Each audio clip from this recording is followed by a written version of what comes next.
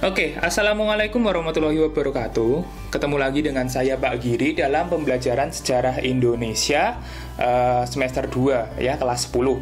Nah, kemarin kita sudah membahas tentang teori masuknya Islam di Indonesia yang memberikan dampak yang sangat luas bagi masyarakat dari dulu sampai sekarang. Nah, terus dampak yang akan kita bahas sekarang itu adalah dampak dalam bidang pemerintahan, yaitu dengan berdirinya kerajaan-kerajaan yang bernafaskan atau bercorakan Islam, baik itu budayanya maupun sosialnya, seperti itu ya. Nah, terus sebenarnya kerajaan-kerajaan ini itu sangat banyak di Indonesia, namun yang berhasil dihimpun bukti-buktinya hanya beberapa kerajaan saja yang mungkin waktu SMP kalian juga sudah mengetahuinya. Nah, untuk mempermudah pembahasan, saya akan bagi kerajaan-kerajaan itu berdasarkan letak berdirinya di pulau mana, seperti itu. Misalkan di Sumatera, Jawa, Kalimantan, Maluku, dan lain sebagainya. Nah, untuk itu yang kita bahas pertama adalah kerajaan Islam di Pulau Sumatera. Nah, pantai timur Sumatera, khususnya kawasan Selat Malaka, merupakan wilayah yang pertama kali bersentuhan dengan agama Islam. Kawasan Selat Malaka merupakan pelabuhan besar di jalur perdagangan internasional yang menghubungkan Asia Timur, Asia Selatan, dan Timur Tengah, sehingga Islam berkembang pesat di kawasan ini.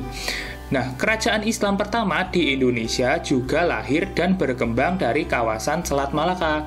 Nah, berikut kerajaan-kerajaan yang ada di daerah Sumatera. Nah, yang pertama adalah Kerajaan Samudra Pasai. Nah, kerajaan ini berdiri pada tahun 1267 sampai 1521. Wah, sangat lama ya, berarti hampir 200 tahun lebih. Nah, Samudra Pasai merupakan kerajaan yang terletak di pesisir timur Aceh. Nah, Aceh tahu ya, paling ujung Sumatera. Nah, dalam buku Islamisasi dan Perkembangan Kerajaan-Kerajaan Islam di Indonesia, karya Daliman, Samudra Pasai ini didirikan oleh Sultan Malik As-Saleh pada tahun sekitar 1267 Masehi. Nah, kerajaan ini memiliki ibu kota bernama Pasai yang terletak di pesisir timur Aceh. Yang namanya pesisir itu adalah daerah dekat sama pantai ya, kayak gitu ya. Nah, terus Samudra Pasai ini memiliki corak ekonomi perdagangan maritim. Jadi menghasilkan uang itu dari hasil laut. Maksudnya hasil laut itu nggak cuma nelayan, tapi itu dari pelabuhan, terus pajak-pajak, bea cukai, seperti itu ya. Nah, itu konsep dari negara maritim. Nah, kerajaan ini merupakan pelabuhan dan kota dagang internasional, sehingga memberikan pemasukan yang besar bagi kerajaan ini ya. Terus mata uang yang dipakai di Samudra Pasai itu adalah dirham. Jadi hampir sama di Timur Tengah kayak itu. Terus dalam bidang keagamaan, Samudra Pasai itu menganut aliran mazhab Syafi'i. Nah, mazhab itu kan ada 4 ya, Syafi'i, Hanafi, Hambali, dan Maliki gitu kan. Yang berasal dari, Syafi'i ini berasal dari Malmuk, Mesir. Jadi Islam di Samudra Pasai ini lebih banyak didominasi oleh penyebar-penyebar dari daerah Mesir dan Arab seperti itu. Nah, selanjutnya adalah Kerajaan Aceh yang berdiri pada tahun 1496 sampai 1903. Ini adalah kerajaan dengan umur yang paling tua, bahkan ketika masa penjajahan Belanda itu bisa masih bertahan kayak gitu ya. Nah, kerajaan ini didirikan oleh Sultan Ali Muhayyad Shah pada abad ke-15 tadi ya. Terus kerajaan Aceh ini memiliki corak kehidupan perdagangan maritim hampir sama seperti Samudra Pasai. Jadi penghasilannya itu dari pajak, bea cukai, terus dari kapal-kapal yang datang, terus dari para saudagar-saudagar yang datang seperti itu. Terus kerajaan ini merupakan pusat dari perdagangan lada di tingkat nasional maupun internasional. Karena lada waktu itu adalah rempah-rempah paling primadona kayak gitu ya. Nah, kerajaan Aceh itu berada di puncak kejayaan pada masa Sultan Iskandar Muda pada tahun 1607 sampai 1636.